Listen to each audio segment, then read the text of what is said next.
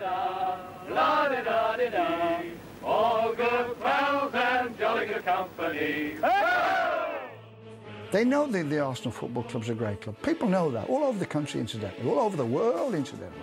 It's maintained that tradition. It's never lost its class. It's never lost its style. It's managed to change with the times. Everybody will fight for each other. They'll support each other. They'll work for each other. This is my life, watching Arsenal play football, especially when we win things. The supporters will refer to them as the Arsenal, capital T, capital A. Once an Arsenal man, always an Arsenal man. It's just the feeling that you are still wearing this big gun on your chest. Because it's family, Arsenal's family. Everything they do with a little bit of style, a little bit of panache. It's just a real nice football club. I think they're a wonderful club, and there's no reason why they still can't be at the top for the next couple of decades at least. But when it comes to class, I think that we're the #1 club in Britain. Big club, big support, big tradition and big history.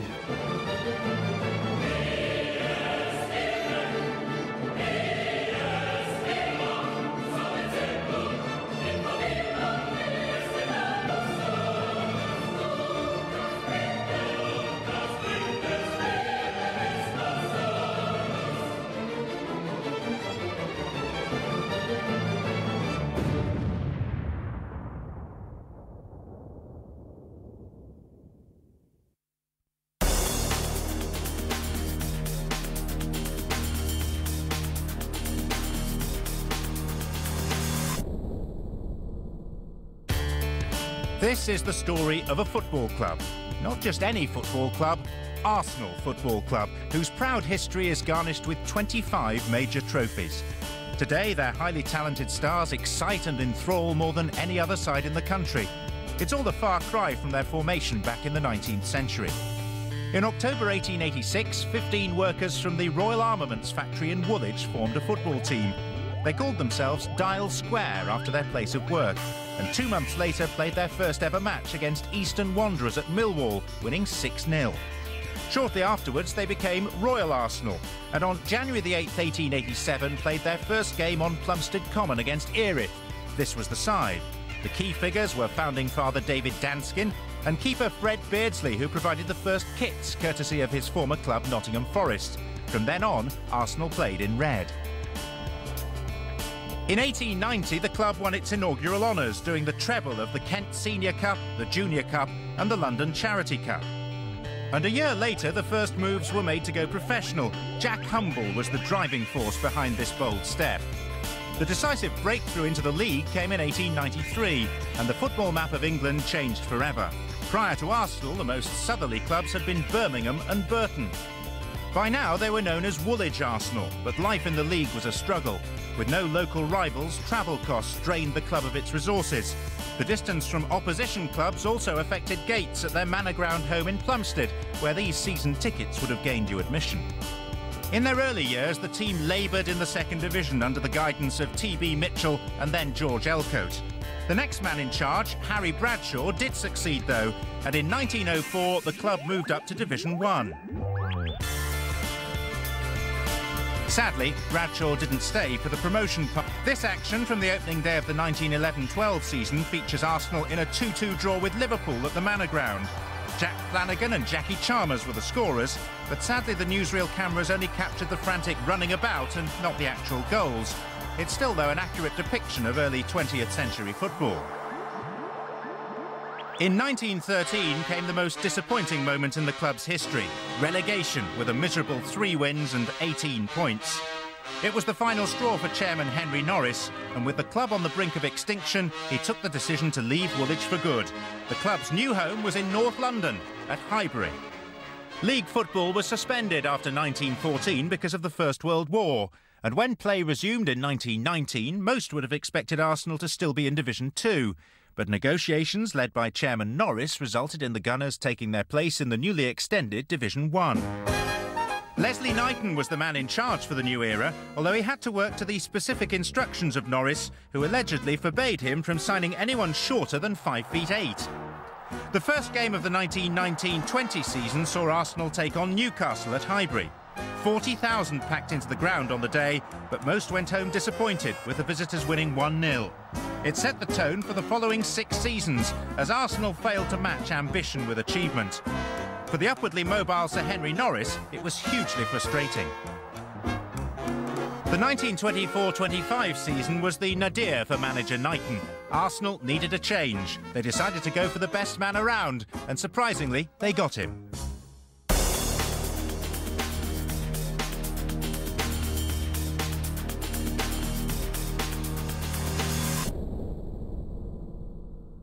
Inside the marble halls of Highbury stands a permanent tribute to perhaps the most influential figure in the club's history.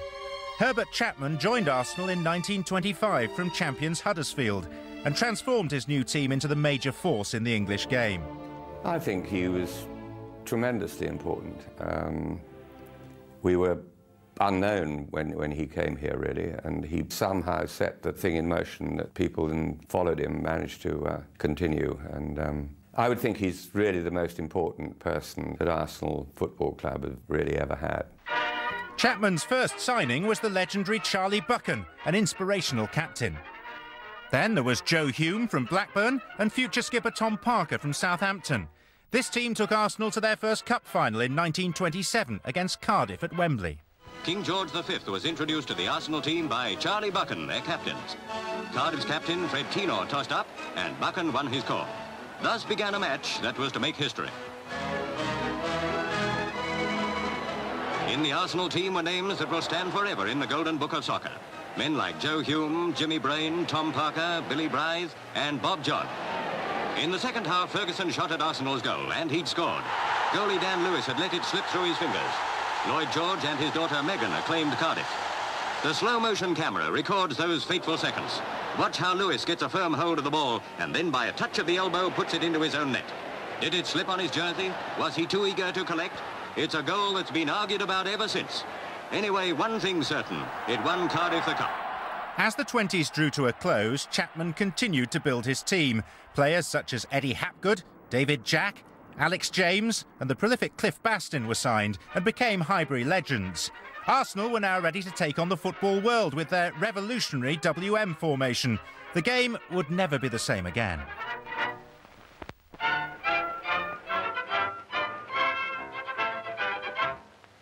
These are the Arsenal players from whom the final selection of the team will be made to appear at Wembley on April the 26th. This happy band of brothers was on the verge of making history, and that elusive first trophy wasn't far away. Ironically, the 1930 FA Cup final was against Huddersfield, Chapman's old club. In tribute to the manager, both teams ran out side by side, the first time this had happened at Wembley. The game went to plan for Chapman and his assistant Tom Whittaker, Alex James giving Arsenal a first-half lead. However, causing a bigger distraction was a German Graf Zeppelin that flew spectacularly overhead. In the 83rd minute, Jack Lambert sealed victory with this goal, and captain Tom Parker lifted the cup to mark the start of a decade of Arsenal domination in English football. I need hardly say how pleased I am we have won the cup this afternoon. I'm very proud of the fact that the Arsenal's been successful in bringing the cup south once again. La-di-da-di-da, la-di-da-di-da, all good pals and jolly good company. The first championship followed 12 months later in 1931, with Arsenal scoring an incredible 127 goals on the way to the title. The Gunners were a potent force, and everyone in the country wanted to see them at first hand. Many of those on the hillside have already paid admission to the ground. However, they think their view is better even a quarter of a mile away. Well, they know. In front of 67,000 people, this sixth-round FA Cup tie was finally settled by a header from giant centre-half Herbie Roberts. Arsenal were on their way back to Wembley, where they would meet Newcastle United. In a keenly fought north-south battle, it was Welsh halfback Bob John who gave Arsenal the lead, much to Chapman's delight. He was never one for outlandish celebrations. But the equaliser from Boyd was given in the most controversial of circumstances. From a high angle, it appeared winger Richardson had run the ball out of play before crossing, a fact confirmed by this artist's impression. Newcastle went on to score again and win the game 2-1. But defeat didn't keep Arsenal down for long, and a season later they went on to win the league, for the second time in 3 years. One important development was the new kit, their now famous white-sleeved shirts introduced in March 1933. This time, the Gunners hit 118 goals on the way to the championship. And in 1934, the title again went to Highbury, but by then their inspirational guiding force was no longer around. On the 6th of January 1934, Herbert Chapman died from pneumonia. All of football mourned his passing, with the streets of North London lined with grieving fans. His legacy was more than titles and triumphs. He set standards that continue to this day at Highbury. In his time, he revolutionised tactics, training, the kit, and he even ensured that the name of the local underground station was changed from Gillespie Road to Arsenal. I think he was very much a revolutionary. I think he was way ahead of his time. I never knew him, but my father always said that he ought to have been Prime Minister. I mean, he was of such a calibre, really an outstanding man.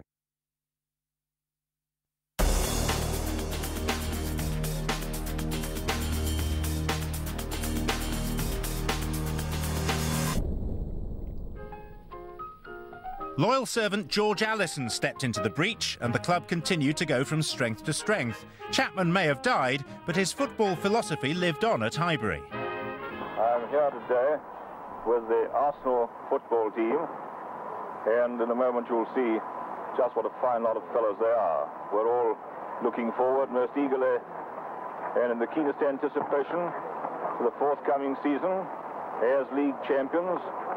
We have the highest standard of football to maintain, and I sincerely hope and trust and believe we will maintain it. Prolific striker Ted Drake's signing from Southampton in 1934 ensured Arsenal's success was perpetuated. It was George Allison, and his very first signing, so maybe I might have been dear old Herbert's last, but I wasn't, but I was George's first. And he had a hard job, you know, taking over, because Herbert Chapman had set such a great example and whatnot. But George Allison and his players and his team and his trainers and his squad lived up to it, yes. If you look at his record, he did very well. George Allison guided Arsenal to back-to-back titles, making it 3 in a row for the club. And about 70,000 at Highbury to see the Arsenal, last year's champions, play last year's runners-up, Sunderland. 6, Arsenal missed out on the league, but still found success in the FA Cup. The semi-final against Grimsby was settled by Cliff Bastin's goal. The Gunners were back at Wembley yet again. The final itself was against another Yorkshire side, Sheffield United, but due to a dispute, no newsreel cameras were allowed inside the ground. Those not fortunate enough to be there had to be content with this very shaky aerial view of the match. Not the best angle from which to see Ted Drake score the only goal. The cup was paraded around North London aboard an open-top bus the next day. There was good reason to cheer, and in 1938 it was followed by another league championship success, Arsenal's magnificent 7th trophy of the 1930s. There was no doubting the club's big box office status. Programme, official programme and change. Thank you. Programme, here you are. Trojan or Arsenal? Trojan. Wear your colours. What the Allison do you think I'm wearing? Up the Arsenal. Up the Trojans. Arsenal. Above all, boys, you must respect this amateur side. They're one of the finest amateur teams we've seen for years. They don't play your game, they play the attacking game. Ball goes up to Kirschen. He's racing on. He shoots, and a grand save. Corner against Trojans. Oi, ref! Oi! Don't keep blowing that whistle. Blow your nose down it.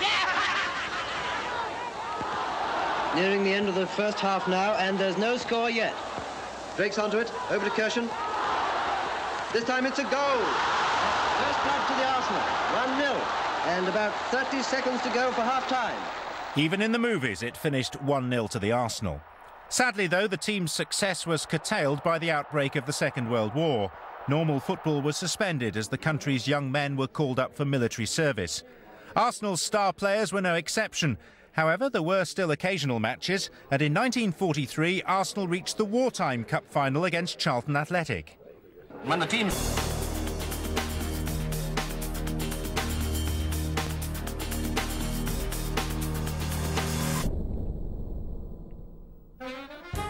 After the war, the nation's appetite for football was voracious. A 7-year stretch without competitive league and cup games had the fans flocking back to every ground in the country. and Highbury was no exception. But sadly, the war years had taken their toll on the Golden Gunners who dominated the 30s.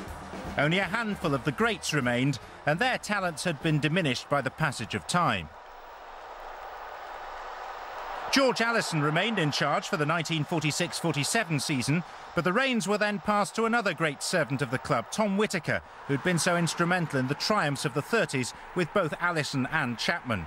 He would now devise his own formula for success. Arsenal have paid over £30,000 for players since the war. This sounds an expensive policy, but I'm certain it has paid.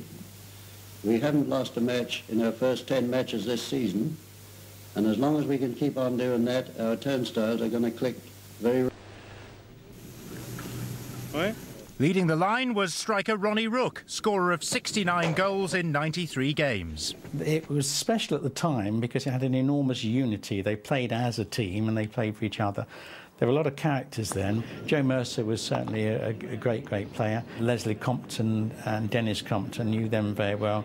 To me, they were all stars. I've never, ever wanted to pick out stars of teams because I always think of them as individual people, and there's some great chaps there.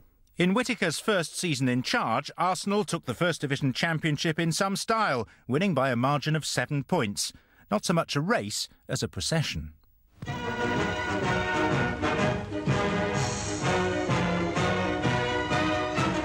There were certainly a lot of people from Yorkshire as well as London who were dead keen on seeing Arsenal meet Leeds United at Highbury.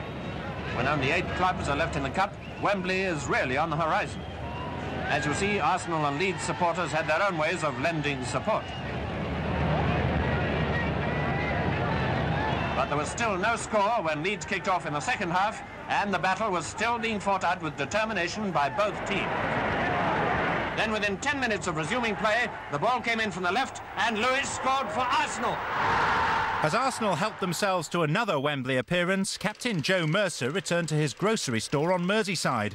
In the days of the maximum wage, he needed another income, so commuted to London whilst keeping fit with Liverpool, ironically Arsenal's 1950 FA Cup final opponents. The 7,000 turned up at Highbury. We signed 2 or 3 good players, Scottish international. We signed, I think it was Jackie Henderson from Portsmouth. David Herd was there, of course. Jimmy Bloomfield was a tremendous player inside forward as well there. And then Mel Charles, the younger brother of John Charles. But it was a strange setup at that particular time because there was a lot of turmoil in the club on the playing side. Players started to leave, become unsettled and whatnot. And we never really took off as a team. And as the sun comes out, Groves takes that throw for Arsenal to Bloomfield. Bloomfield, this delightful ball player, lovely body swerve, and Herd, and a goal! Corner to Arsenal being taken by their young centre-forward, Strong, playing in his first league game. Comes that out of Vic Groves. Groves to Strong, he's got a shooting chance, he scores! It's there, he's got it! Wills with the throw again for Arsenal, getting it back from Doherty. Noticeable that Charles at centre forward for Arsenal, moving around a lot to try and get Fawkes away from the middle. Now Groves backing up. Groves changing his mind, it seemed then. Getting it to Charles. Across to Barnwell, a goal!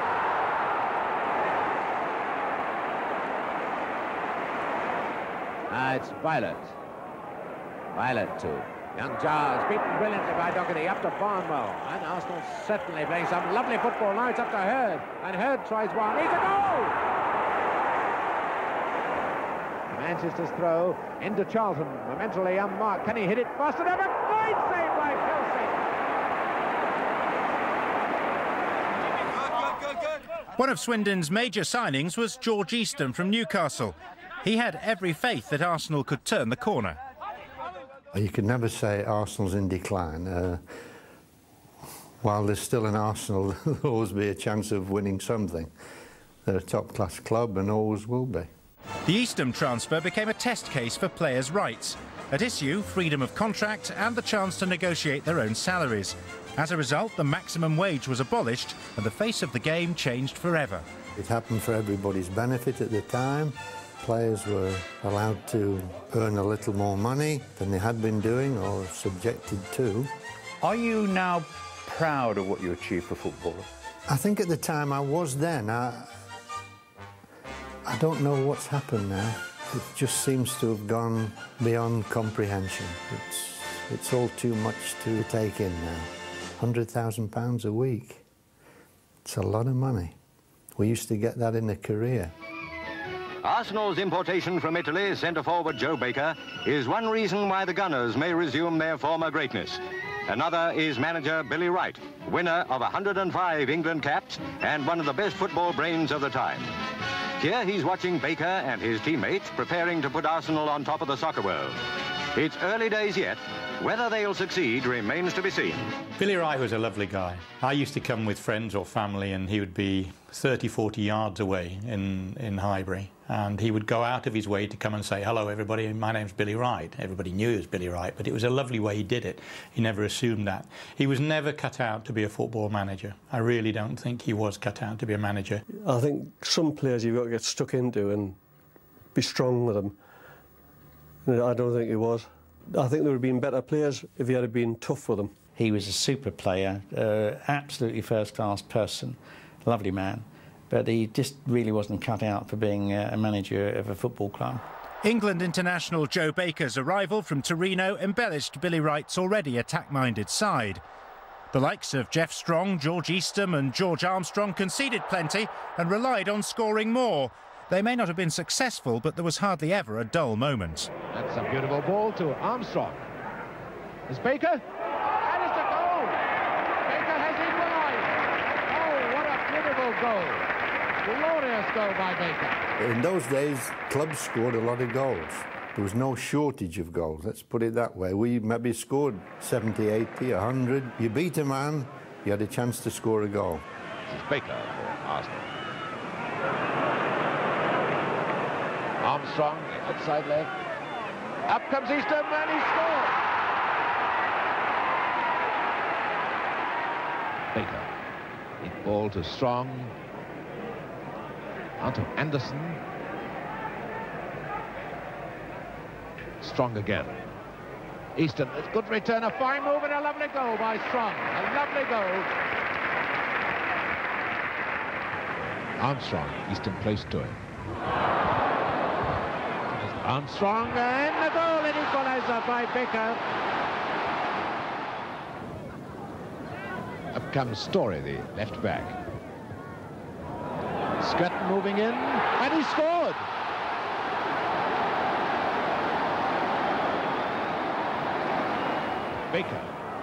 Baker to Samuels, and Arsenal as sprightly as ever in his Armstrong is going to be number 5, yes. They could score goals so easily. But the trouble was they'd score 3 and they'd let in 4. They'd score 2, they'd let in 3. And it always needs to be the other way round. It was absolutely unbelievable. Joe and I used to be crushing them in and they were flying back the other way. We used to beat, you know, the real top teams. We used to beat loads of them and get beat off lower teams. It was incredible. 4-3, 5-4, 4 each. We had a lot of titanic struggles in those days. It was down to all of us, myself included. We didn't apply ourselves enough. And looking back, we should probably have taken a lot more responsibility. Arsenal's finishes under Wright became progressively poorer. However, his contribution shouldn't be dismissed. He built a team that contained several players who were to have a huge influence on the club in the next few years. This lineup from 1965 proved that Billy had laid the foundations for the rebirth of Arsenal. Some very good players came through, and I think that was the basis of the double team, which was, I suppose, a bit unlucky for Billy. Although his record was poor as regards winning things, you know, he didn't win anything, the fact is that he laid the basis for a side that developed in the late 60s and the early 70s, that over a period of 6 seasons came first or second, and virtually every member of that squad was brought to this club by Billy Wright.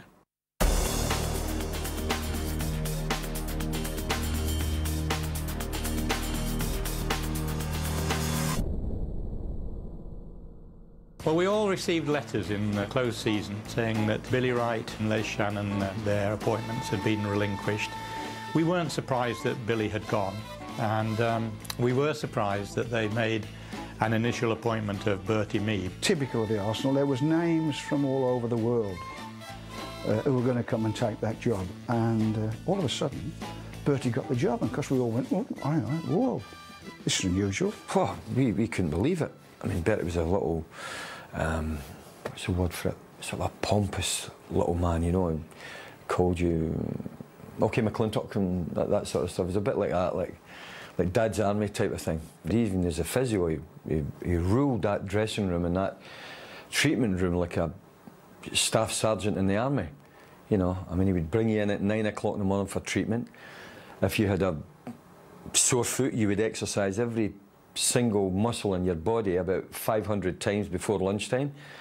Then he would give you an hour off, and then he would bring you back again and do the same, and then he would let you go straight into the heavy traffic at 5 o'clock at night, so that in the future you didn't really want to get injured again. He was here as the physio, and it was felt that maybe this was the man that perhaps could get a grip of the team and get a grip of the playing staff entirely and lead us on, and he did, of course. I think the players, they responded to him as well. They responded to his discipline. They responded to him wanting things to be done properly. We realised we couldn't step out of line, whether it be almost anything, certainly dress code.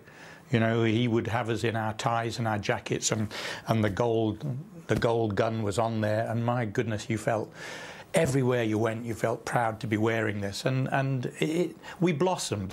Bertie's appointment of Dave Sexton as coach was a big step in the right direction. He revolutionised training, and the players began to perform. Dave Sexton was just what the club needed at the time, because the club was a little bit low, and Dave came in with a lot of fantastic ideas, training ideas, very enthusiastic. Used to go over on a Sunday after our Saturday game to watch teams like Inter Milan and AC Milan. Go over there on the Sunday, watch the games, perhaps watch training sessions, come back with a lot of new ideas. Still Samuelson, he's got a bang on him! Oh, magnificent goal! John Samuels! His first goal of the season! And Dave Sexton was absolutely brilliant for forwards. Possibly not as talented with the defence. He'd sort of work half an hour with the defence and like 6 hours with the forwards under Dave. George Graham. That's aimed towards Radford. Up he goes! Oh, Radford! My goodness, what a leap! And then Dave left, went off to Chelsea, and Bertie gave me the job. But he gave me my freedom to work with the players. Don, from day one, got stuck in there. He's a guy who literally, if you've played well, he will grab you and hug you, and he will make you realise that you've contributed. If he thinks you've underachieved, he will be in your face. I mean, many a time I've wiped away spittle from my face, and I have been back in his face saying, oh, you know, I mean, literally vicious, but never with anything other than respect for each other. Oh, Don was brilliant. I thought Don was superb. You know, he was my next-door neighbour, but we nearly came to blows many a time. At meetings in the Monday morning or at half-time on a Saturday, and, you know, no holds were barred. Mee's first 2 seasons in charge ended in comfortable top 10 finishes. The team continued to evolve, with George Graham arriving from Chelsea and Bob McNabb from Huddersfield Town, 2 important additions to the squad as Arsenal reached the 1968 League Cup final. Arsenal kick off in the second League Cup final to be held at Wembley. Arsenal with 7 league championships to their credit against Leeds. Leeds, who have already been so near to winning the League Cup, as well as the FA and the Fairs Cups as well. Arsenal's John Radford, 7, and David Jenkins, 8, soon to be frustrated. Up to now, frustration has played a major part in the Leeds story. Then a corner taken by Gray. It headed out, but straight to Cooper, who put it hard and fast into the back of Furnell's net.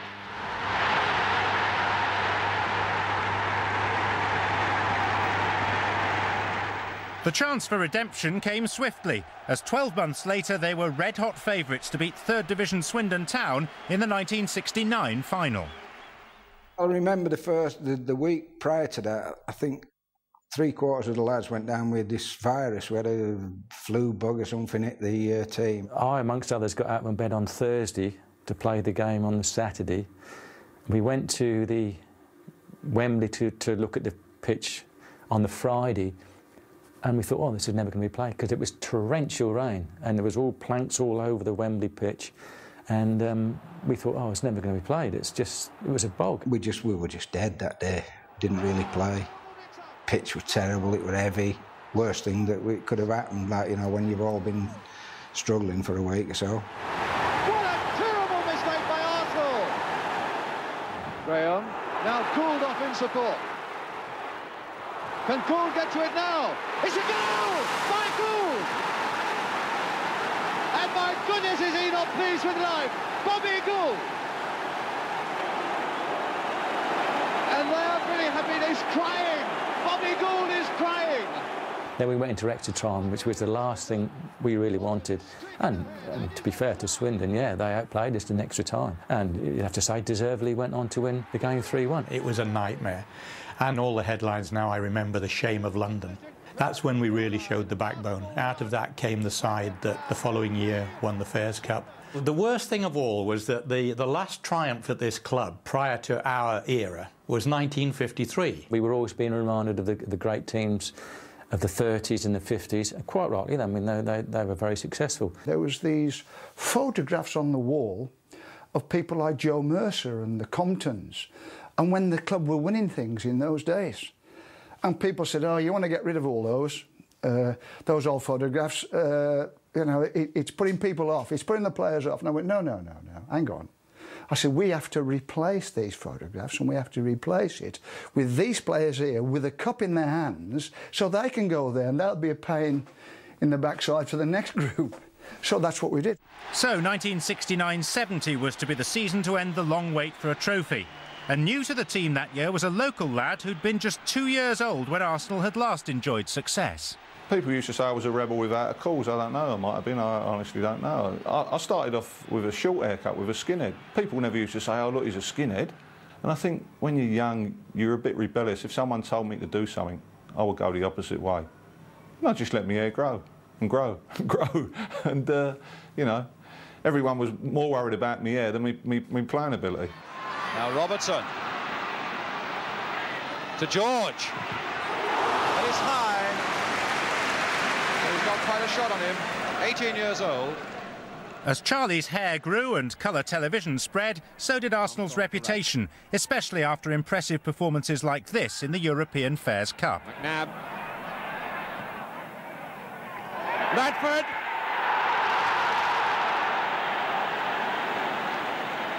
Wonderfully well taken goal. Simpson again. Robertson, Arsenal moving with real authority and looking very composed. What a good header, what a good goal! Graham! Armstrong. Radford. McNabb. Yes! Graham! They had this resolve. They got round each other. They wanted to win. They made their mind up. They wanted to win something.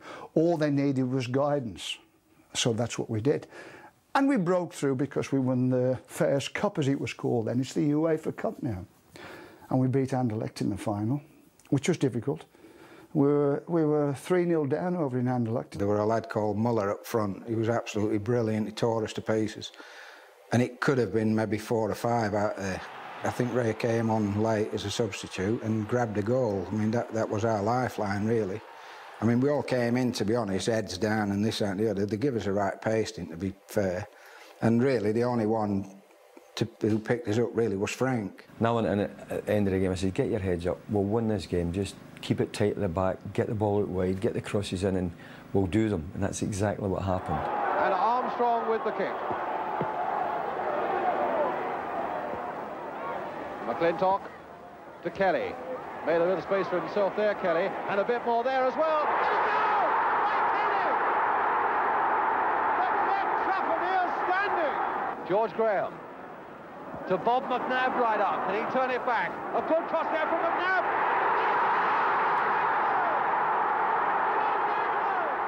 Charlie George.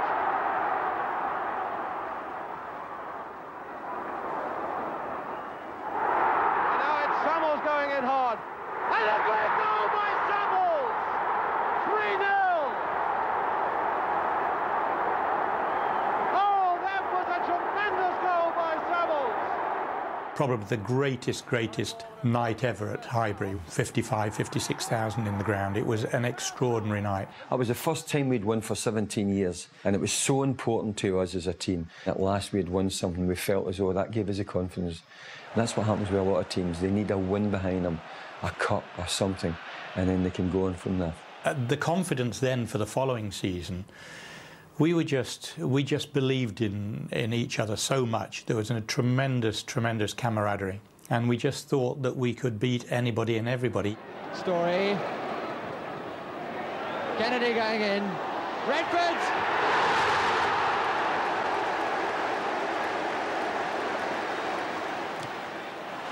That's a good ball from Graham. He's got 3 on the far post, 1 coming across the nearest Kennedy.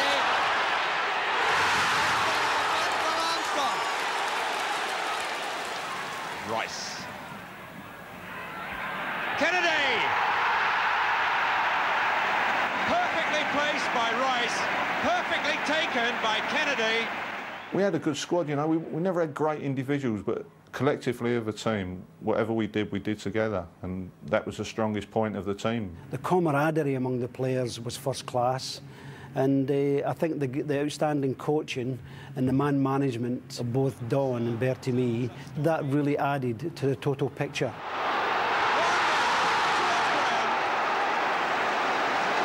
The determination and the ability to win a game, and once we were 1-0 up, you could forget about it. You could go and get your fish and chips, your cup of tea, get on your bike, get home, because we would never gave a game away that I can remember. Once we were 1-0 up, that was it. Arsenal get their second corner of the game. Oh, it's a good one. And hooked away for George. And it must be McClintock. Gotta be McClintock. Graham at the far side there, getting him in his head. There it is, George Graham. Armstrong coming in on it. Beautifully played there by Armstrong. Oh, and a dummy there, and there's Kennedy in! Oh, a fine goal by Kennedy! Armstrong with the throw. Kennedy. Graham and Radford are there. Their Story. A good goal!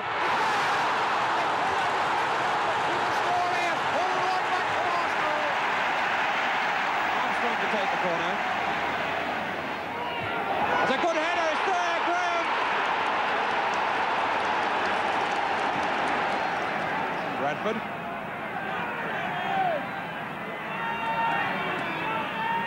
Armstrong. Radford. Yes, Kennedy!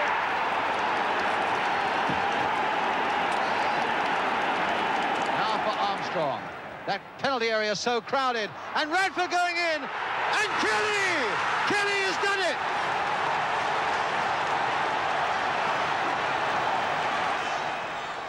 Arsenal were tantalisingly close to the title. The only task left was to avoid a defeat or a score draw in their final game against Spurs. And we played Tottenham, at Tottenham, naturally our big rivals. There was 40,000 at least locked out that night, and I think there was close to 50 or 60,000 at Tottenham. I mean, it was a massive crowd. I mean, it was an extraordinary pressure, and you were playing a club that were not only your biggest, fiercest rivals and remain so in local terms, but the only club that had achieved the double in that century. It was like a cup final, really, but the feeling was unbelievable, and you know, to win there 1-0, and Big Ray got a great header. I mean, everybody said, well, did Tottenham lie down? They didn't lie down. I mean, they were at us right up to the final whistle. After the match, we were in the dressing room, and the commissioner came in and said, Mr. Mee, they would like you to go onto the pitch. So I said to Bertie, Bertie, look, I've just come in. I wouldn't go near it. And he turned to me and he pulled himself up to his whole 5'6" height and said, young man, there is a time in one's career when one thinks of others. Well, off he went, and 20 minutes later he came back and his shirt and tie had gone, his jacket was ripped, and he said, they're mad. Using all the expletives in the world, which was so unlike Bertie. But no, there's some nice days there. Yes, nice days. That was a great night. I loved that night. I was aware of it all, and you know, and we all went to the pub afterwards. I know the modern day players go and drink 2 bottles of water, but we drank about 2 gallons of beer. And then only 5 days later, we were asked to do what no other club had done and then go to Wembley and win the FA Cup final against Liverpool. The 8th of May 1971, and only Liverpool and the stifling heat stood between this Arsenal side and immortality. Not even Chapman had claimed the double. They were fighting against the odds. They made Liverpool favourites, the bookies. I had my biggest bet then. I had a £5 on us to win it. Well, Don and Bertie actually says, look lads, we've won what we wanted to win. You know, well, obviously we want to win the cup final as well. But, you know, we've won it. We've won the championship. Go out and enjoy yourself, you know. And McClintock winning that one well in the air. George Graham, a nice little touch off there for Charlie George. And he let that one go! He really does strike those balls beautifully. We slaughtered them. I mean, you know, when you look, I've watched the game a couple of times. I got the video at home. It could have been 4-0, 5-0. I mean, they had one cleared off the line, I think. We had one cleared off the line. But after that, we made like 3, 4 real clear-cut chances. I mean, we should have murdered them. McNabb, and now Radford. All trying to lift that over Smith's head. He lifts it forward for Kennedy. Oh, what a miss! That was some fine work there as Kennedy applauding his fellow striker Radford. And now the corner.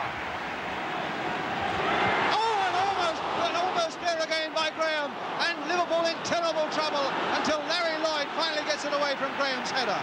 But I thought we were fitter than Liverpool, and we got people, young people like Eddie Kelly and 1 or 2 of them, and they just needed stimulating at the end of the game. There was no like, come on lads, you can do it. It was like, hey, you come on, you. I can remember Emily Hughes, who plays for Liverpool that day. He'd gone. The heat had done him.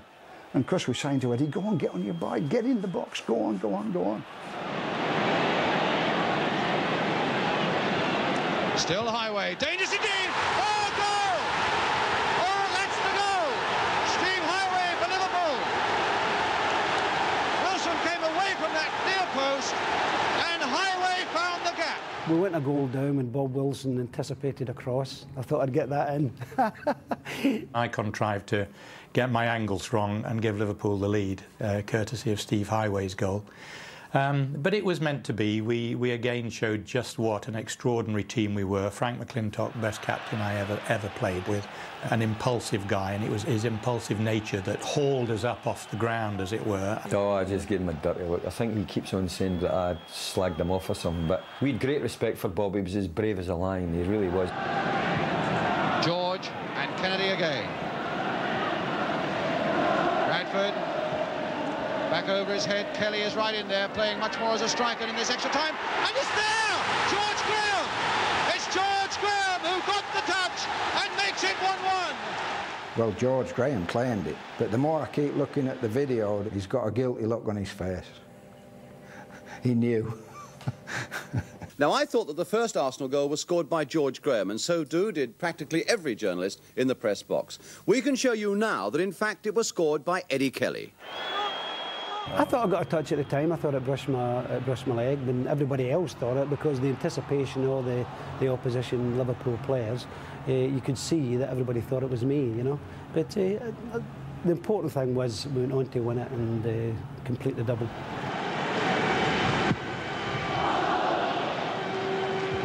Graham, Radford, Charlie George. Radford. Oh, Charlie George, who can hit him? Oh, a great goal! Charlie George! Oh, what a fabulous goal by George! Clements had no chance with that. Ray Clements had a goal kick, and within about 5 seconds, I think the ball's in the back of the net. And for me, anywhere around 20, 30 yards, strikeable for me. As soon as it left my foot, I knew it was a goal. Well, the celebration was immortal, but didn't I kill some time? I was too far ahead of my time. You know, people are going, I must have laid on the floor for half hour, must have took the whole of extra time up. And it's all over, and Arsenal have won, and they've done the double. Frank McClintock, his losing streak at Wembley is over. It took me 5 times before I actually won it, and when I did win it, I was so knackered that I didn't even enjoy it. I'd played 66 competitive matches that year, never was substituted once, plus I played 6 pre-season friendlies as well, so that was 72 games. And I used to shout and bawl during the game, and it used to be 60-odd thousand people here every game. Well done, pat them in the back, kick them up the backside, maybe try and change tactics. So you're expending an awful lot of energy all the time through the games and that, you know, and I was like an empty shell, going up to pick that cup up. It should have been the greatest moment of my life, and yet I was so tired I didn't enjoy it as much as I should have done. What a smile.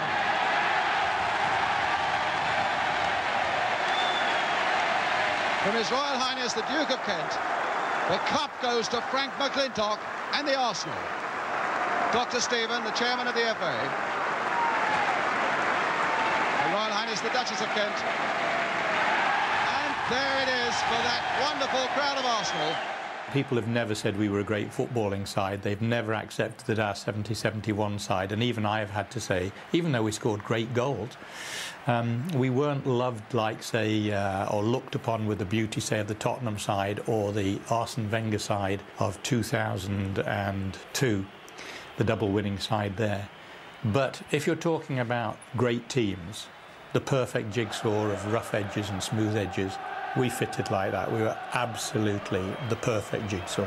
But it was about to lose one of its most significant pieces. Rated as the best coach in Europe, Don Howe was in demand, and the offer of the manager's job at West Brom tempted him away. I was very ambitious, and I don't think that anybody would say, well, that was wrong. I really should be ambitious for the Arsenal Football Club again. Everything come, like I said, so quickly. The success comes so quickly. I didn't realise enough what a good team we'd got. And we have got a very good team. I think back to my career at the Arsenal, and I think there's been times when I left when I should have stayed, because I've been there 3 times on and off, and there's times when I stayed when I should have left. I know that now, and don't ask me the story. I know that now, but I can't take it back. And that time, the double time, that was one of the times when I left when I should have stayed, because there was a lot more in that team. Steve Burtonshaw took over and did a good job. He's a good coach, Steve, but Don really had his, very tough he was in that, you know. And I think we needed that the following year as well, because some players can get a little bit lax and think they've done it. And the secret of getting and winning the double was the hard work and the dedication that we put in every single game. And sometimes after we won a double, that didn't happen, you know. There was still plenty of cause for optimism, though, not least with the signing of World Cup winner Alan Ball during the 71-72 season. Bob Wilson.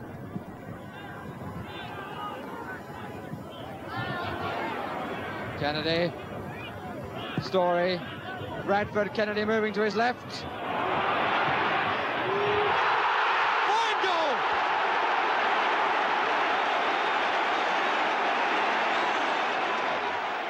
Corner, Armstrong. Oh, what a shot from John Roberts!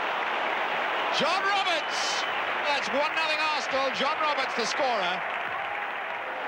Kennedy following it up quickly, and George Graham in there. A lovely 1-2 with Armstrong. Graham again, and a goal! George Graham through the legs of Harvey, but a magnificent 1-2. A magnificent 1-2 by Arsenal. Rice hitting a good one. Oh, a great goal! Pat Rice. Armstrong. Graham. A hard one across. Charlie George.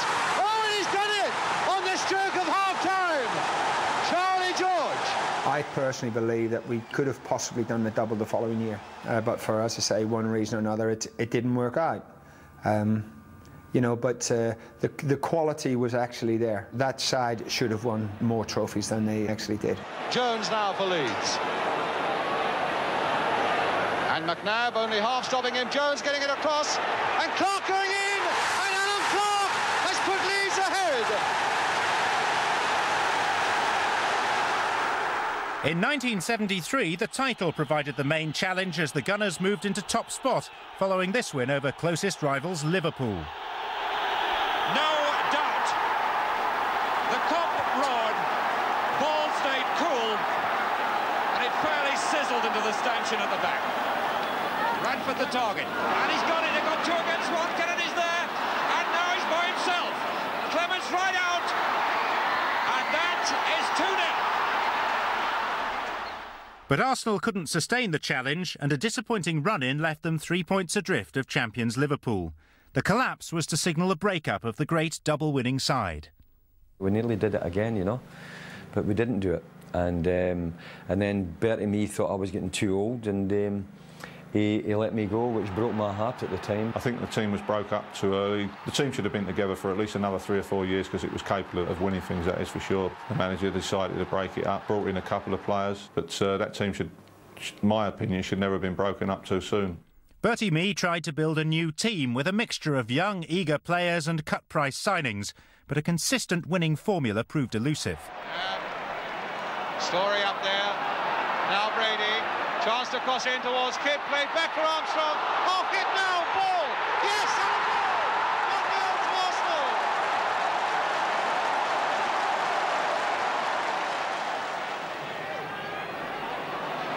Good running by Kelly. And a good shot. What a tremendous goal that was! And Brady taking the kick. Camacho Nelson. Deflection and cleared off the line by Ingham. And now it's been put in. And I think it's young Rostron again. Yes, it is. Chipped in once more. Osman in trouble. Kidd. And he's put it in there. Ryan Kidd has scored. Obviously, we welcomed the chance, you know. We wanted the opportunity to show what we could do. But on the other hand, I think it probably happened too quickly. And too many good players left. I think that we were going through an indifferent period then. You know, there was some old players, there was some players on the actual brink of coming into the first team. You know, so I honestly don't think personally that it was down to Bertie Mee. No. The general feeling was that Bertie had sort of done his time here, and it's a very stressful job. And I think it was felt that he'd got to a certain age when it would be better if he retired, and we pensioned him off. I hope the parting was amicable, and we saw a lot of Bertie after that. Mee had reawakened the club from 10 years of torpor and made Arsenal successful once more. However, 17th position was too close to relegation for comfort, and the next appointment would be crucial.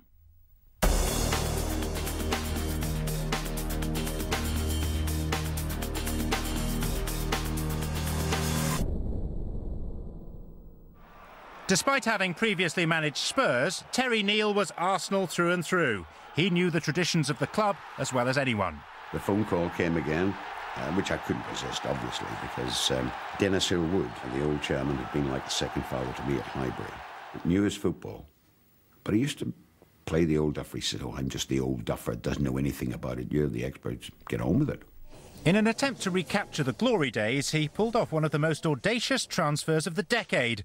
Malcolm MacDonald, or Super Mac, had been almost deified on Tyneside, yet Neil persuaded him to come to Highbury. Took him down to see the old man, which is always a clincher, down in Hampshire. And, in fact, he got on so well with the chairman, neither Malcolm nor I could really totally remember the terms that we thrashed out. Thank God Ken Fryer was around. I saw Arsenal as the team that would dominate the late 70s, and I wanted to be a part of it. And again he did well. McDonald! Here's Brady again with the corner. That looked like a push to me. Hudson with a header. McDonald with a header! And they've got that two-goal lead again. McDonald the scorer. It's come to Alan Ball. McDonald getting up. That's the one he wanted. And how well he put it away. Stapleton's on the far side, so is McDonald. Stapleton, McDonald's! Armstrong, Matthews is the player in the middle. Had to check to stop being offside. Here comes Ross. Stapleton on the near post. McDonald! And there it is, the man that seems to write the football stories better than boys' fiction has gone and done it all over again. The club itself and the supporters, they just got into my blood. I loved it because It was such a professional outfit. The whole thing, everything from the very top with the chairman's, then it's Ilwood, filtering all the way down through everybody, down to the tea lady. Everybody had their job and they did their utmost to do it brilliantly. Not just well, but brilliantly. And you just felt honour bound to go and reward in every kick, every tackle, every challenge in the game. You just felt you had to do your absolute best at all times. In Neil's first season, Arsenal finished in 8th position, and although this was an improvement for the Gunners, the manager decided he needed help on the training pitch. So the prodigal coach, Don Howe, returned to Highbury. Both our wives thought for many years that we just should have moved in together and got married. We'd be working around the training ground all day, and as soon as I get home, I'm in the study on the phone ringing Dawn, and my wife Sandra's saying, "But you've been with them all day." Working with Terry again was good. He's always got a smile on his face. He'd always got a few words for you, and they were always Irish words. And he was good to work with. And here again, he was he's a little bit like Bertie in terms that he let me do the job. They were a great partnership, him and Don Howe. I don't think Don could do his job, and I think Terry could do Don's job. So we're a good partnership. The best thing he did was he went and he got Don Howe back from Leeds. And so we then started all over again with a completely new batch of players. That was Brady's pass, and a beauty it was too to Sunderland. Stapleton on the far post. Sunderland shots. Oh, it's in! He scored again. Divine. And a great header and a great goal by Price. That really was a beautiful goal. Nelson. Ultimate shot! And Cooper recovering. Still Sunderland. And turned in by Nelson. Arsenal at the moment is looking a little bit lethargic and needing to get a goal to whip themselves up into action. By Willie Young. Spent in for O'Leary. Price is right in there, and Stapleton's right in there, and what a goal! Frank Stapleton was beginning to mature into a really fine centre forward. Graham Ricks, a very good left-sided midfield player. At the back, Terry brought Pat Jennings in, who was a legendary Arsenal goalkeeper as well. He played nearly 10 years for the club, and he was outstanding. David O'Leary, world-class centre-back. He was only 19, 20 at the time, so we really were a fine, up-and-coming young side. And the linchpin was a Dublin-born genius who remains one of the greatest players ever to appear for Arsenal. Liam Brady is the most deceptive footballer. Price, McDonald, Brady! A brilliant goal by a brilliant player. People to this day still remember him for his wonderful left foot. He wasn't just a skillful player, he was a great all-round player. Brady trying to get in there, might still get in there, Brady! That's a beautiful goal! Liam Brady, his second and Arsenal's second. Wonderful imagination for a footballer. Lovely playmaker. Wonderful things he did with his left foot. He could knock it all over the pitch. He could go up to people and beat people. I mean, these days, you're talking about these, do you ever see a midfield player who can dribble like Liam Brady? No! We used to give the ball to Liam Brady on the penalty area, and the rest of us then used to sort of just amble our way upfield, not worry about the ball, have a little chat as we were making our way upfield, and we all used to congregate on the edge of the penalty area on the far post because we knew the cross was going to come in.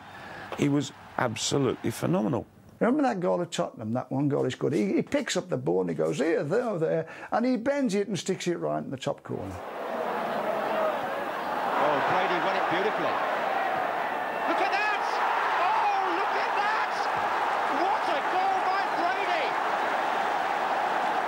Oh, a marvellous goal! It's been remembered best part of a quarter of a century as a very good goal, and they show it time and time again. So it's nice to be remembered in that fashion.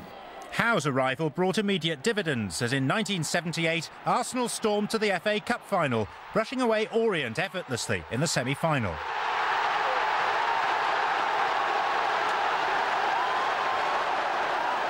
Rice going in, now McDonald, deflected again! And this time I think you've got to credit McDonald. This time it's Ricks taking men on, and this is where Orient looks so vulnerable. And it's gone under Jackson, and it's 3 to the delight of Graham Ricks. And that's the moment when they can see Wembley for sure.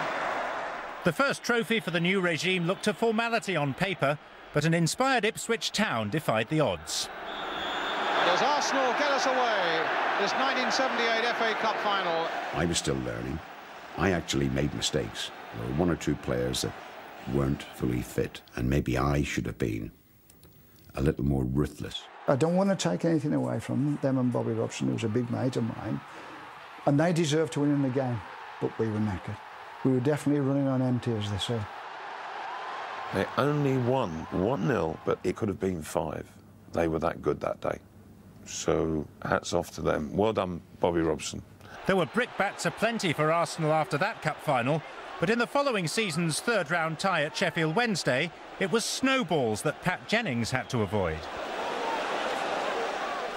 Over the years, I mean, as a goalkeeper, you get hit with everything, like from door hands, the snooker balls, the bottles, darts even. So, I mean, the snowballs, it was just a distraction on the day, but at least it didn't hurt all that much. In the days before penalty shootouts in the FA Cup, Wednesday took Arsenal to an incredible 5 games. And there were other tricky ties en route to Wembley that year, not least a 5th-round match at champions Nottingham Forest. Stapleton and Sunderland just outside the 6-yard box. And that is a beauty by Stapleton! Shilton never moved to it. Price won it well, Stapleton. Oh yes, Greg Stapleton! He deserves the goal more than any other player on the field. And just look at the reception.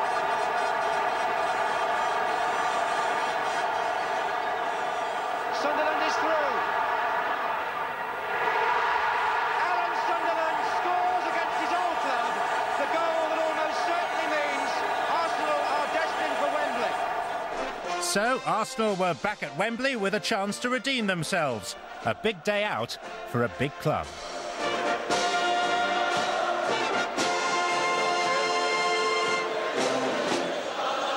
Look at him, what a beautiful, joyful face there. Absolutely magnificent. I hope it's his first time he's been here, actually, because he's portraying so much pleasure from it that your first time is always the best. I think we had a slight advantage, having been there the year before and losing, that we knew what it was all about. We didn't get carried away with the hype of the cup final that year. We were more focused, and I think we won because of that. Sunderland's again, good timing getting it in the air. Now, Brady with Macari snapping at him. I wonder if that's going to be the sort of thing we shall see for 90 minutes, that Macari will need to stick close to Brady when he's in the midfield there. Price going right in there, and turning it back.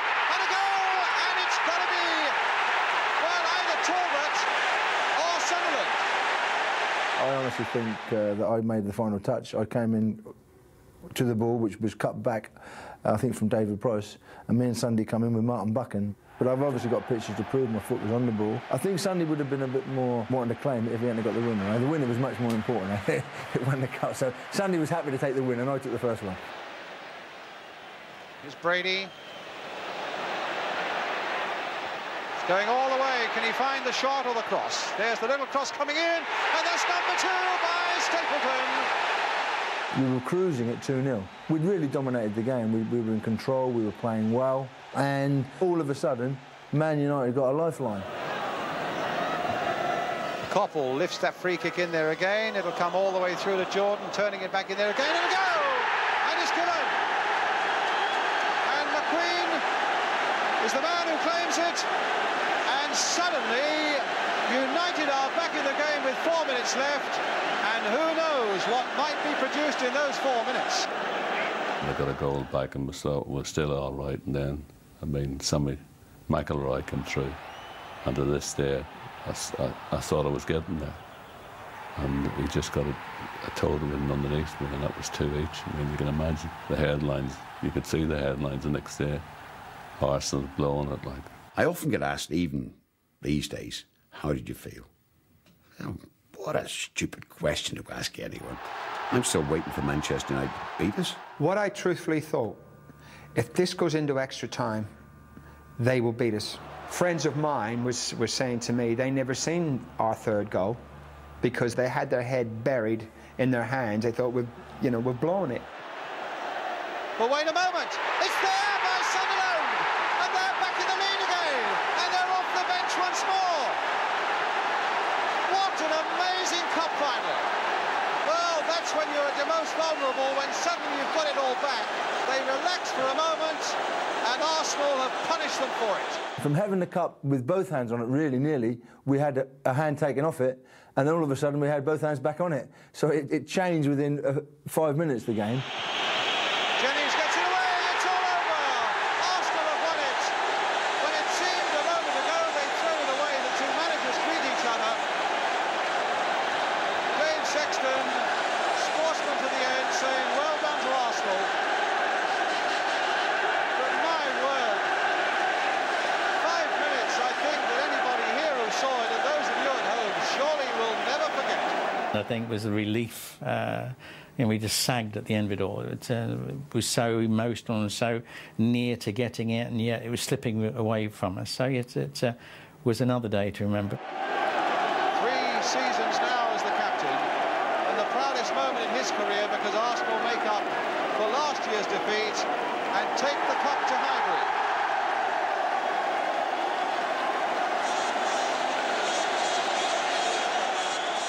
We bring Alan Sunderland, who gave us that tremendous climax. Alan, have you got any breath to describe that winning goal?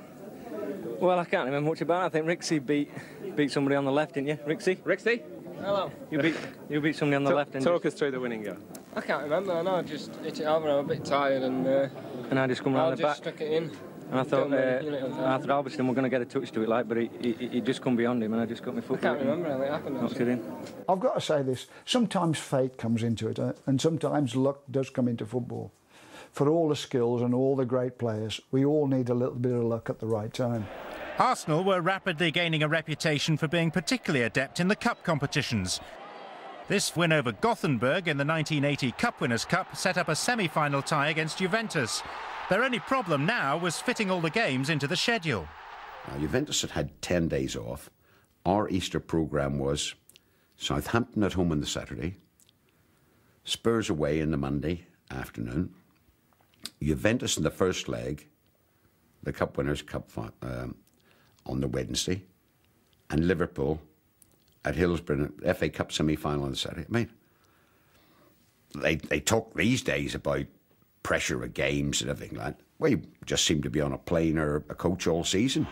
The first leg at Highbury saw Juventus take the lead and score a vital away goal through Cabrini. Then an own goal equaliser from the head of Roberto Bettega gave Arsenal a glimmer of hope. But the return leg in Turin still looked daunting. It's an unbelievable night, that. I think they were happy to just see the game played out for the 90 minutes and go through on their way goal. And of course, Vasson nicked the goal for us in the last few minutes of the match, and we walked past the Juventus dressing room, and there wasn't a sound coming from the dressing room. They were just devastated. That was one of the greatest victories in Arsenal's history, and we deserved it on the night. I don't think Juventus had lost a European tie for many, many, many years in Turin.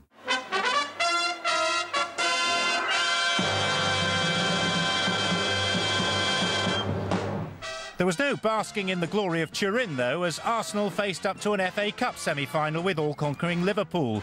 It proved to be an epic, needing 3 replays. I think those 4 games were probably one of the greatest adverts for English football. Great teams, great players, hardly a whisker in it. It was finally decided at Highfield Road at Coventry, and I came in from 12 yards and just headed it down and went in the corner of the net. And that turned out to be the winning goal. But at the moment it's Pat Rice for Arsenal. Played out nicely here again for Arsenal, but Ray Kennedy that time coming to stop Stapleton, but Stapleton got a second chance. Talbot coming in, and Arsenal are in the lead with Brian Talbot. And that's a good break forward by Phil Neal. And it might work for them. Dalglish with a shot. Oh, off the legs of Jennings. And Souness tried to turn it in, and somehow Jennings retrieved it again. Liverpool's double is finished because Arsenal have won and go through to Wembley to meet West Ham on Saturday week. You think you've done the hard bit then, but what we didn't realise, the hard bit was still to come. Those semi-finals against Liverpool taken lots and lots out of us. I think by the time we got rid of Liverpool, it was, instead of a month's preparation for the final, it was about 10 days. And lots of games. And West Ham, sunny, we turned up, we didn't play. And quite rightly, they deserved to win it in a scrappy, poor game. Drained by their exertions, the defeat by West Ham was a bitter and unexpected blow. Now the side had just 4 days to regroup before the Cup Winners' Cup final against Valencia. We went to Brussels and thinking, OK, let's make up for the disappointment of the Cup final. I felt as though we did enough to actually win that. You know, we went at them more than they went at us. That's Karate following up. And Karate left his foot there a little bit. You could see the reaction of Sammy Nelson. Now, Karate was first in with the foot there, and I think the referee may feel he's overreacting to the alleged retaliation, because these Spaniards are regarded as very good actors. But I think if there was anybody going to score in normal time, it was going to be us. I think we were still the team that were taking the game to the other team. Brady shot! Oh, he saved it! I think both teams cancelled each other out, and there was not a lot of chances in the game. And it looked like it was going to be a 0-0 ball, so it'd have to go to penalties. And the people who you think, well, he'll score, but he won. It was the opposite way around with us. And it's Mario Kempes, the man who won the World Cup for Argentina, against Pat Jennings, the man who's saved so many matches for Arsenal. You couldn't ask for two greater protagonists with which to start this unique competition. And Pat saved it! Oh, Pat Jennings has saved from Kempes! I saved the first one from Kempes, and then, of course, you know, you think, well, first, it's a good start. All we've got to do now is score, but maybe penalties never really work out that way, do they? Brady against Pereira. Oh, and he saved it as well! Goodness me! We're back to square one again. It lives with me to this day, you know. If only had I gone to the other side.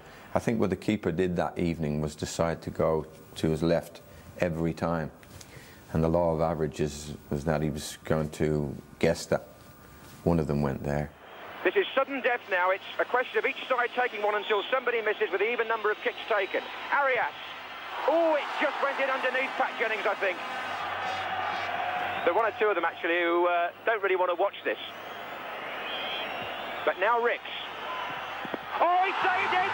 And Valencia have won the Cup Winners' Cup because Graham Ricks' penalty was saved by Carlos Pereira.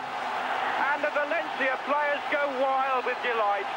We lost it, so I'm just as much to blame as the people who took the penalties and didn't score, you know, because we were all part of the team, and what we say is there's no I in team. You know, we're all in it together. We ended up playing 70 games that season. Magnificent season. We ended up winning nothing. I think by the time the West Ham game came around and the Valencia game a few days later, we just lost our edge. So that's my excuse, and I'm sticking by it. I signed during the pre-season for Juventus one evening in London. Away I went. Very, very sad day to leave Arsenal. And Frank Stapleton left quickly after me as well. From that day, you thought to yourself, well, is this the breakup of it all? You know, because really and truthfully, who knows if that team had been kept together, what else might that team have won? The other transfer activity of 1980 was frantic, to say the least. Just weeks after signing Clive Allen from Queen's Park Rangers, Terry Neal swapped him for Crystal Palace's Kenny Sansom. If I had £1 for every time I got asked that question, what happened with you and Clive Allen? I said, I don't really know. There's one rumour that I heard, that Terry Venables was at QPR and he had a fallout with Jim Gregory, who was the chairman at Queen's Park Rangers, and went to Crystal Palace. And Jim vowed never to sell a player from Queen's Park Rangers to Crystal Palace. So the deal went, instead of that, Clive went to Arsenal, and then, boom. That's the only story, but you'll have to ask Terry Venables or Terry Neal. They might know the answer. We didn't concoct anything. It was just straightforward. I had Sammy Nelson, who had been troubled for quite a while with a bit of a knee injury, and Terry had been having one or two problems with Kenny. And I realised when we were completing the swap round, there would be a lot of questions, a lot of queries, but my only concern was for the welfare of Arsenal Football Club. I phoned home to say I'd signed, and my brother said, Bob Paisley, I think, was in charge of Liverpool at the time. He said, he's just phoned me, he wants to sign you. And I'd already signed for Arsenal. I made the right choice. Sunderland again. Arsenal had 4 waiting for the cross. Flicked on by Ricks. Sanson was right in there, and that was Gatting! And Arsenal go 2 in front.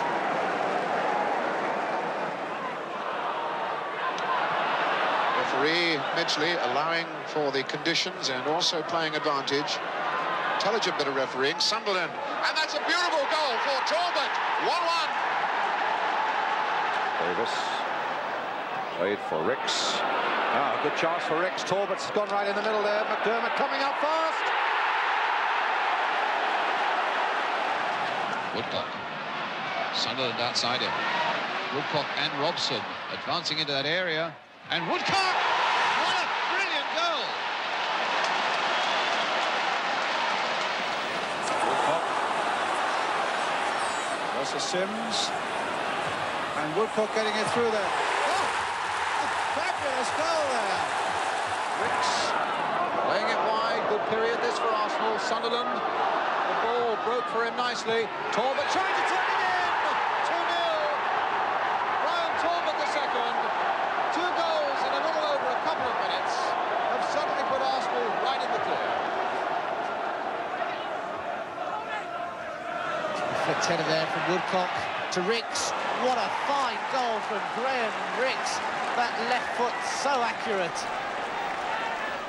There were still flashes of inspiration and some creditable finishes, but the pressure on Terry Neill to deliver trophies began to grow. His last throw of the dice was the signing of a maverick young striker from Celtic, Charlie Nicholas, Scotland's brightest young thing, but the burden of expectation simply proved too great. I'd obviously rejected Liverpool, Manchester United and Inter Milan, and I thought the Arsenal had the basis of a team that was going to rebuild and get back to being one of the top clubs again. And that was the essence behind it for me, but they said that I was going to transform this club, which was doing nothing for 6-7 years. So it was difficult for me. But I was only 21, and here I was getting the burden of the pressure to say, it's up to you to make Arsenal great again.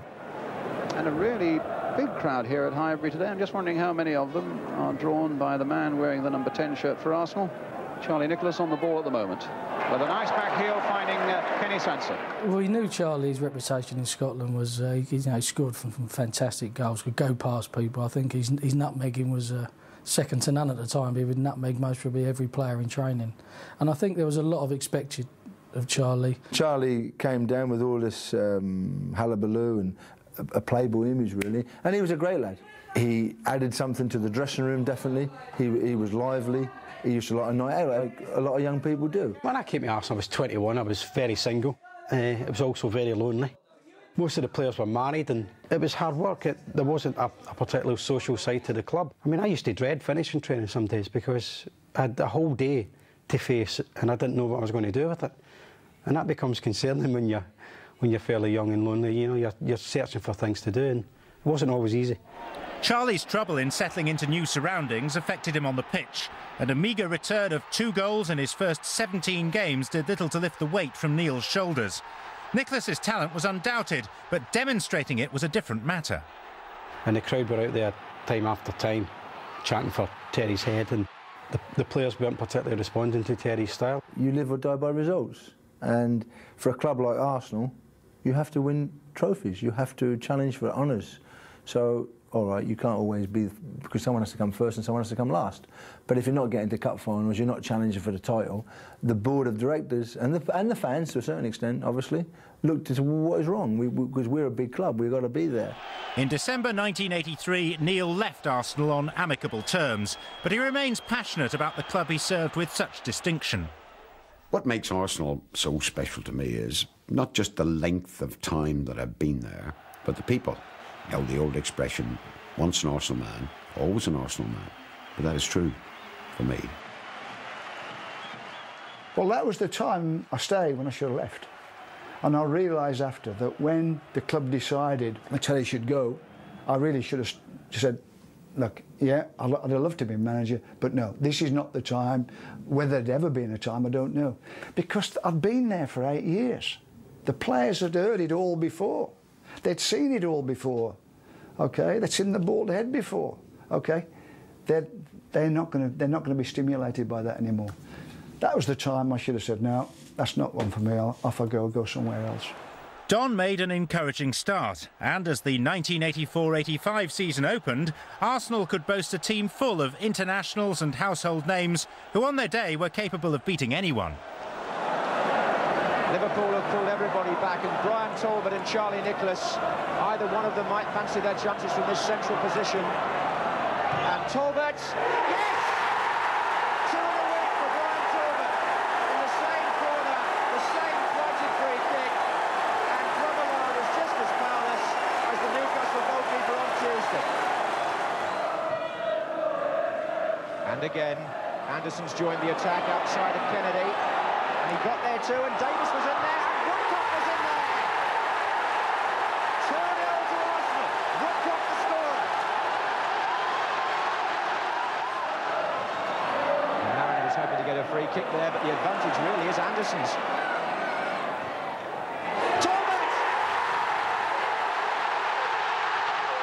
Not everyone enjoyed Arsenal's style of play, though, and however unfair and inaccurate it might have been, Don's team was branded as boring. Do you think, though, that at the moment clubs have an obligation to play entertaining football and to try and win back the fans generally? Yeah, that's right. All I can do is take you back to... I remember seeing the finals of the men's singles at Wimbledon. Connor was playing Borg, and Connor was going down in the 3rd set. And there was one of his fans in the crowd said, "Come on, Connor." And he said, "For Christ's sake, we're trying." And that's exactly our situation. For Christ's sake, we're trying. Talbot for Arsenal. Nicholas just kept it in. Look for Woodcock, and what a fine header! Oh, a superb goal! Well, they always called us a little bit defensive. I mean, you couldn't ask me just to defend because I like to go forward, like the modern wing-backs nowadays. So that we tried to work on not letting any goals in. That's the first thing. I think most successful teams do that. And then obviously we tried to hit teams and attack teams as well. But I think they were more defensively minded than possibly attacking minded. Allinson, 3 up with him for Arsenal. Nicholas, Woodcock wants it far post. Mariner lets it run. Talbot, and it's all over. Beautifully made goal. Don was never boring. Don was fun. I think he never came across as a fun-loving guy or a man who was telling jokes. And he did his job, and he made us aware of our defensive responsibilities. When we lose the ball, we all get behind it and win it back as soon as possible. We made the basis a fantastic side, but again, it came to the stage that once we started thinking about the game and Don started thinking, sometimes we need to be cautious rather than attack, we need to be cautious. And it worked to a disadvantage to us. We were an attacking side, we should have continued to be that way. By March 1986, with little sign of a serious challenge for honours and attendances dipping, Don realised new blood was needed and stepped down after a 3-0 win over Coventry, Arsenal's 4th victory in a row. He bowed out in style. It's always a tough decision. You can't make it, but I thought about it. I thought it out. I chatted it over with my wife. I'd thought about it. I wasn't really happy with the dressing room. So having given all that kind of going to bed, lying in bed, what about the Arsenal, about that, how about this, all the things you do when you're thinking about things, I come to the conclusion it's time to move on. Arsenal launched a search for a manager to bring some silverware to the plush surroundings and marble halls of Highbury.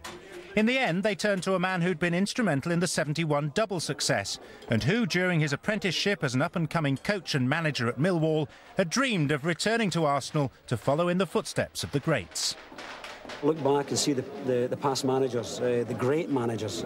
Chapman, who was the manager of the first Arsenal team to win a major trophy. And my dream and my ambition would to be actually to bring those times back here as a manager. And if I could emulate what they did in the 30s, I'd be a very, very happy person.